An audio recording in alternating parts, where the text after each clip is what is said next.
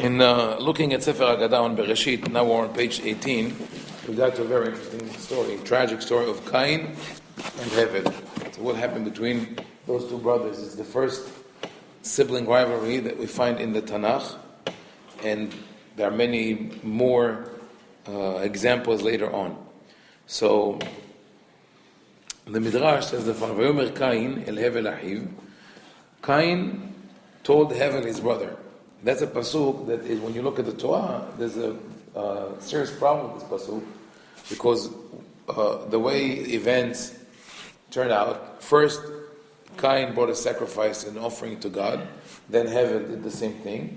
God accepted Hevel's offering and not Cain, and Cain got upset. God talks to Hevel, says to Cain, he says, "Why do you get upset? You don't have to get upset." And he tells him whatever excuse he says. The Yetzer Hara is always there, the evil inclination, and you have to fight it. But he doesn't really say why I accepted your brother's offering and not yours. Then the Torah says, "Vayomer Cain el Hevel achiv." Cain spoke to Hevel, "Vahi biotam basadeh," and when they were in the field, "Vayakom Cain el Hevel achiv vayargeu." Cain killed his brother. So what is missing from the story? The dialogue. What was it that Cain told Hevel? So the Midrash says, "Amar Cain leHevel, bou nechalek et ha'olam." They said, let's divide the world between us. They're the only people in the world. Their parents are home, and they are sort of like the first humans, so they control the whole world. Cain says, let's divide the world between us. Amar lohen, okay. Amar Cain, tol ata et hametaltelin, va'ani et hakarkaot, v'yitnu benehen, shelo yeh lazeh al zeh klum. So they said, like, I'll take real estate, I'll take the land. That's Cain. And Hevel said, I'll take all the portable possessions. And this way it's very clear who owns what. If it moves, it's mine. If it could be moved, it's mine. If it doesn't move, it's real estate, it's yours. So Cain took the land. And the reason the Midrash says that they made this division is this really they hint to the symbolism of the story, because we have to understand Cain and Hevel are also symbols of humanity, and within humanity, within different societies, you have people who cherish different types of possessions. So you have Cain is from the word kinyan, possession, kana, and the reason we call real estate is because we consider them to be the one thing that can never be taken away from you. This is the real possession. So the real kinyan belongs to Cain, the real ownership. Also in Hebrew it's called nichse de la naidei. Nadlan is for nichse de la naidei, unmovable properties, meaning that they're always yours. How can someone steal your possession? I mean, unless you cannot take land on your back. Right, not on your back. Unless you do it through squatting, and then the people come and sit in the land, and then you can't take them out. That was a problem that already in antiquity people had to deal with in legislation. So this is Cain. Hevel, the meaning of the word Hevel in Hebrew is vanity, and also vapor, like thing. That's why vapor and vanity are related. They disappear. So Hevel owns the movable possessions because they disappear. They're not as reliable as real estate. So the real message behind what the Rabbi is saying here is that Cain and Abel represent two factions of society that were constantly at war with each other. Not today as much. Even today you could see people who amass power and possession by being real estate developers and constructors, but in antiquity it was between the nomads, the what? The farmers and the ranchers. The farmers who want to be in one place to take over the land, and the ranchers who wander from place to place. In antiquity, it was the city dwellers and the nomads. So Cain and Hevel represent different types of civilization of society. But what happened as a result? Now that each one owns one part, comes the classic problem of human beings that once we have our territories, I don't want you in my territory. So, התחיל הבל לרעות את הצאן, אמר לו קין, האדמה זו שאתה עומד עליה, שלי. So now, but Hevel has animals, so he needs to have them graze. So Cain says, take them off my land. It's my land. He has nowhere to go because all the land belongs to Cain. So Hevel tells him, צמר זה שאתה לבוש, שלי. The wool you're wearing belongs to me, take it off. If you only own land, you only own the land. You can't have the product of the land. זה אומר חלוץ וזה אומר פרח. So one of them says, take off your clothes.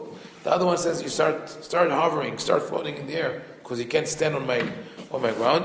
And they start fighting with each other, and Cain kills Hevel. Again, there's a message here. It's very simplistic to say that they're fighting like that. But what the rabbis want to tell us is that humanity cannot succeed without cooperation, without sharing knowledge. If you can't live on the land alone, and you can't live with movable possessions alone, everybody needs the more we need each other, and the more we're able to share our resources and our knowledge, the more society evolves.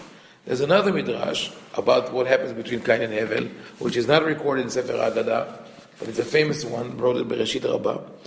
And according to that midrash, there are actually three opinions of what were they arguing about. And when you have three opinions, you realize it's not literal. It's not really what they say, what they said, but just again symbolic suggestion.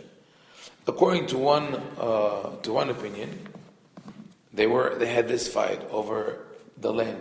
You cannot stand on my land. According to another opinion, they were fighting over a woman. Who was that woman? One opinion says that before God created Hava, he had a prototype that didn't work, and he cast her away, and they found her, and they said, I want to have her as a wife, because she's not their mother. But that is, of course, again, not literally, because we don't assume that God creates prototypes that don't work for him. It would put him in a negative light. According to another midrash, they had sisters that they had to marry, because otherwise, who are they going to marry? So each one of them was born with a twin sister, and each one of them married his sister. So again, this not to be taken literally. That's an attempt to explain how humanity came about if you only have two people. But the midrash says that one of them, Hevel, actually had two twins, meaning they were triplets. So now he has an extra sister. Cain says, she belongs to me because I'm the firstborn. Hevel says, she belongs to me because I'm the brother. That's the second opinion. Third opinion says, they were fighting over the Bet HaMikdash. Bet HaMikdash is going to be built thousands of years later. But according to the Midrash, they lived in the area of the future Bet HaMikdash. And one of them said, Bet HaMikdash, the temple will be built on my territory, on my land. The other one says, it will be built on my land. So now what is the meaning of this Midrash, that they were fighting over possessions, over a woman, or over Bet HaMikdash? Again, it's an insight of the rabbis into the way human societies work. You look at most of the wars waged in the world, and crimes are conducted either because of possessions of money, which is the first story. Don't stand on my land, don't wear my clothes, right? Each one wants to have more than what the other has. Or it's done because of lust or desire that people disguise as love. It's not really love, it's not romance. It's more the male ego, that to show who has more power and who has more women falling for him. That's the second midrash, that they're fighting for a woman, whether it's Hava or a sister. And the third midrash, that they fight over the Bet HaMikdash, these are the wars that people conduct because of religion. How many wars were waged in the name of religion? Not only in Judaism, Christianity, Islam. Every believer at a certain point in history came to the believer of the other faith and said, I love you so much, and therefore I want you to believe in my faith, because that's the only way to redemption. And if you will not believe, I have no choice but to kill you, but I still love you. or in a way.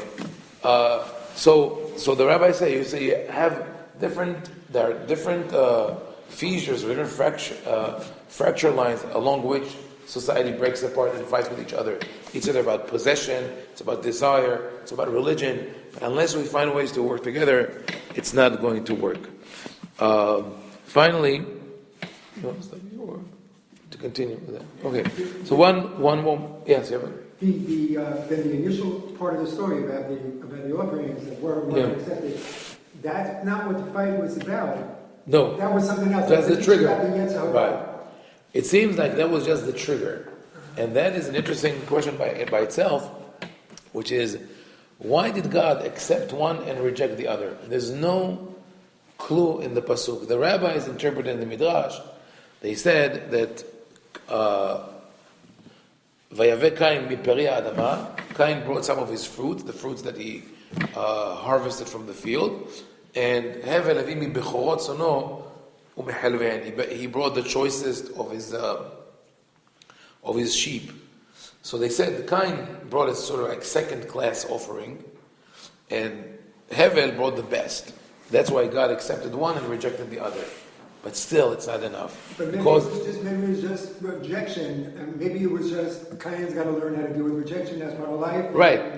I think that's what it is. That Hashem says you have to learn. Sometimes things don't work for you. You have to learn to deal with rejection, because if it's only about the quality of the korban, God would still have to recognize that Cain had the initiative to bring the offering and still accept it. And also, if you think about it in terms of, they were like children coming to a parent. If you have two children and one of them worked very hard on making a project for you, and the other one scribbled on a page a couple of words, "I love you," for Father's Day, and they give it to you. If you tell the one that didn't work so hard, "Oh, I don't want that," just put in the garbage, you're going to lose him. You can accept both and say thank you so much. And the kid will feel at a certain point that he wants maybe to do more, but rejection is not going to work. But I think that's the point of the next midrash, and that's a very powerful one. This is on the pasuk, Kol demei achicha tzoakim elai min adama. I hear the voice of the blood of your brother screaming to me from the land, because the Torah says that the land swallowed or absorbed the blood. So God tells Cain, you think that the land covered up for your crime? No, it didn't. I could hear the blood crying out. But Rabbi Shimon ben Yochai says the following: Kashe hadavar leomro ve'yi efshar lape lefaresho. That it's this. What I'm going to say is very hard to say, very hard to verbalize. What is it? Lishne atletin shayu omdim umidgosheshim lifnei hamelech. Two, atletin is from the Greek athlete, very appropriate, with the Olympic Games going on. But the athletes of the time of Rabbi Shimon bar Yochai were not like today's athletes.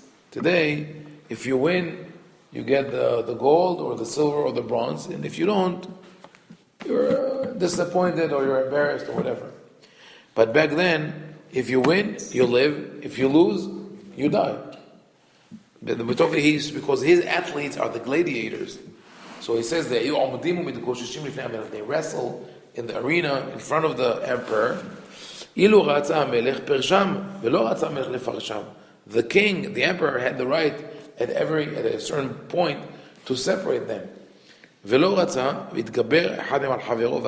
of them killed the other. The practice was, in the Greek and Roman culture, that the winner, when he throws his opponent to the ground, he puts his foot on his neck, on his belly, and looks up to the emperor. And the emperor can decide: thumbs up is going to die, is going to live; thumbs down is going to die. And usually the crowd would want to see action, would want to see blood, and there was the WWF of antiquity. This is what they had. So everybody wanted to see blood, so they all thumbs down, and the emperor would usually follow suit and send that person to death. So now, היה מצווח ואומר, מי יבקש דינים מלפני המלך? The slain gladiator is now crying. He says, how can I seek justice from the emperor? כך, כל דמי אחיך צועקים עליו. That's the same thing with the blood of Abel crying out from the ground. What Rabbi Shimon Bar Yochai is saying is mind-boggling. You know what he says? He says that it's God's fault. He says that Abel was crying out to God, telling him, why did you let Cain kill me? Right? So, go back to what you said, Abraham, when God accepted the offering of Abel and rejected the offering of Cain, he started a dispute among the brothers. Instead of calming Cain, instead of telling him, I love you too, bring me an offering again and I'll accept it, he says, don't cry, don't complain. Whatever he says, you have to deal with your demons, right? Or according to another interpretation, he says, you're good enough without that, you don't need my recognition. It didn't work. Cain went and killed Abel. Now Abel cries out to God. So Rabbi Shimon Bar Yochai criticizes God in a way, and both on two levels. One is in the context of the pasuk. Says this story is not a good educational story, and the other one, what he really means is, why is there death in the world in general? And Rabbi Shimon Bar Yochai says it because he's a Talmid of Rabbi Akiva, and he lived through the great rebellion of the Bar Kokhba rebellion of the Jews against the Romans, where some say hundreds of thousands, some say millions of people were killed by the Romans. He saw a lot of violence and bloodshed.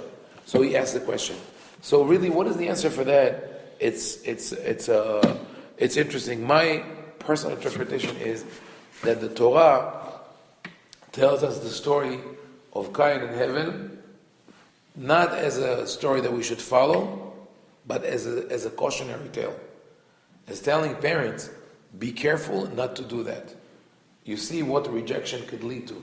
If you have two children and you love one more than you love the other, and you show it, and even more so if you it's not just about love or not love. If you reject one and accept the other, it will lead to disaster, and you cannot cover up for it. Later on, Yaakov and Right. So it's a cautionary tale, and I'm just saying that the amazing audacity and courage of Rabbi Shimon Bar Yochai of interpreting the pasuk like that. Baruch Adonai.